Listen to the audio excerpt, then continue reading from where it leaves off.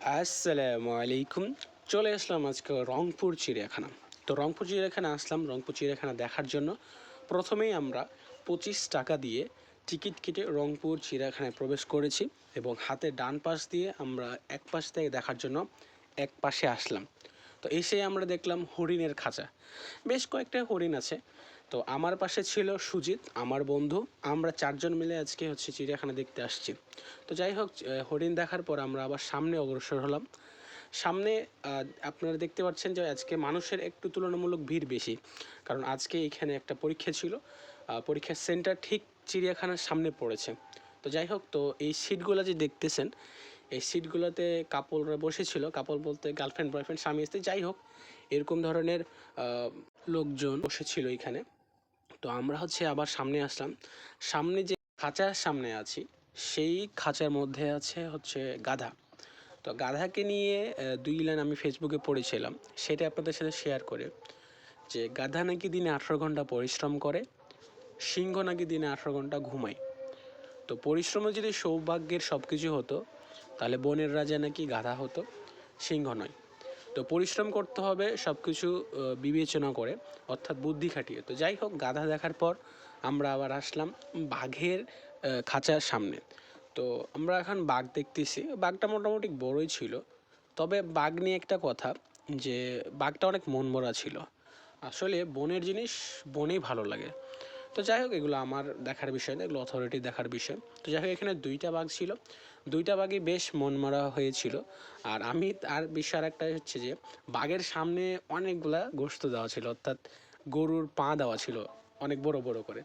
তো যাই হোক, ওগুলো দেখা আমার বিষয় নেই। তো আমরা আবার সামনে গেলাম। সামনে আপনার সিংহর যে খাঁচা, সেটা সামনে। তো আমরা সামনে গেলাম। সিংহটা মোটামুটি একটু ভালোভাবে ছিল, তবে সিংহটা দেখতে আমার মনে হচ্ছিল যে সিংহটাও বেশ অনেকটাই মন খারাপ।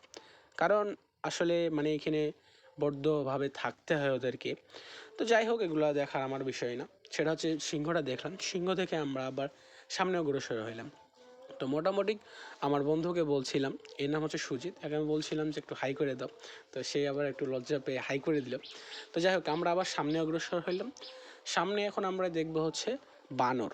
তো আমি বানরগুলো দেখে মনে করছিলাম যে এগুলো আমরা যে সচরাচর রাস্তায় দেখি এইরকমই হয়তো বা বানর হবে, বাট এই বানরের লেজটা ছিল অনেক বড়।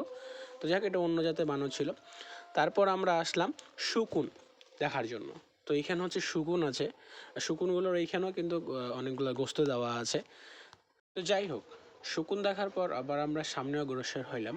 এখন আমরা যে খাঁচার সামনে আছি, এই খাঁচার মধ্যে আছে অতিথি পাখি, অর্থাৎ যে পাখিগুলো আমাদের দেশের না, অন্য দেশের পাখি বা অন্য জাতের পাখি, ওই পাখিগুলো ধরে এই খাঁচার মধ্যে রাখা আছে। তো বেশ অনেকগুলাই পাখি এই খাঁচার মধ্যে আছে। তো এই পাখিগুলো দেখে আমরা আবার সামনে অগ্রসর হলাম। এখন যে বানরগুলো দেখছেন, এইগুলো আমরা সচরাচর যে বানরগুলো দেখি ওই জাতের বানর। তো যাই হোক, ওই বানর দেখার পর আমরা আবার সামনে অগ্রসর হইলাম। এখন আমরা যে খাঁচার সামনে আছি, ওই খাঁচাতে আছে অজগর। অর্থাৎ এখানে দুইটা অজগর আছে। অজগর দুইটা বেশ বড় এবং বেশ মোটা।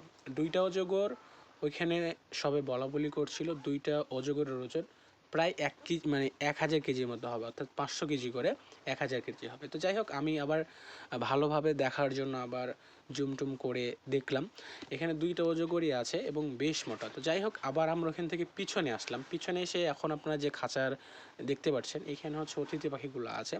তো আমরা এখন যেই খাঁচার সামনে আছি, এই খাঁচার মধ্যে আছে ঘড়িয়াল। ঘড়িয়াল কুমিরের একটা জাত, বাট কুমিরের থেকে ঘড়িয়ালের মুখের যে অংশটা, সেটা অনেকটাই বড় হয় এবং খুব চিকনভাবে সামনের দিকে বাড়ানো থাকে। তো যাই হোক, ঘড়িয়ালের পাশে ছিল কুমির। কুমিরটা ওপরে আপনার বিশ্রাম নিচ্ছিল। তো যাই হোক, কুমিরটা ভালোভাবে দেখতে পাইনি। তো কুমির দেখার পর আবার আমরা সামনে যাব এবং সামনেও গেলাম। সামনে যাওয়ার পর আমরা ময়ূরের খাঁচা দেখতে পাইলাম। তো ময়ূরের পাখা ছিল না, জাস্ট দুইটা ময়ূরের পাখা ছিল। তো ময়ূর দেখার পর আবার আমরা সামনে আসলাম। সামনে এখন এইটা যে ঘর দেখতে পাচ্ছেন, দেখার জন্য বা এই ঘরে ঢোকার জন্য টিকিট কাটতে হবে, 5 টাকা করে টিকিট। তো যাই হোক, আজকে এই পর্যন্তই। দেখা হবে পরে কোনো ভিডিওতে। সালামু আলাইকুম।